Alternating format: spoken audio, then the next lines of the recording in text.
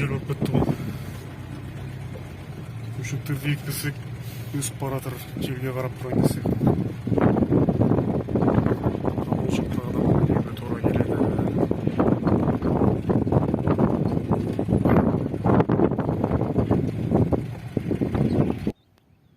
Жекеменшік жеп жатқан жігіттер қанша төбе егіп, қанша пайда көре алам деп сұрап жатады да негізі. Ашық полияға еккен кезде. Енді қараңыздар. Мысалға, мына көшеттерді әдемілеп, мәпелеп өсіріп алып келем. Бір ай, бір жарым айда ұстап қалатын кездер болады. Міне осылай әдемілеп алып келеміз, жайқалтып.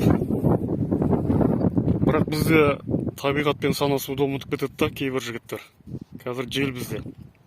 Мына кеше екіп шыққан, кеше алды күні екіп шыққан қиярлар. Енді бұл жерде табиғаттың құбылысымен де санасып тұру керек. Былайша айтқанда ауа райымен. Мысалға, қайбір жылы бір досым, бір ауылдың бір жігіті бар еді. 3000 түп огурцы екті полияға. Сөйтті да жел тұрып кетті артынан. Сол 3000 түптен бір түбі де қамат, бәрін сындырып кетті. Сол сияқты сондай бір кездер болып тұрады. Сол үшін жігіттер алдын ала екпей жатып, калькуляторға салмаңдаршы, өтініш сендерден.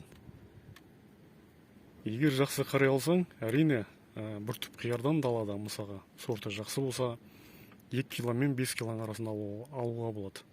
Бір түптен. Өнім. Ал егер қарай алмасаң, ондайды аламайсың. Сол үшін жігіттер бірінші еңбек етіп, сол жерге дейін жетіп алайық та, өсіріп аман есен өнім берге дейін. Содан кейін калькуляторға салуға болады.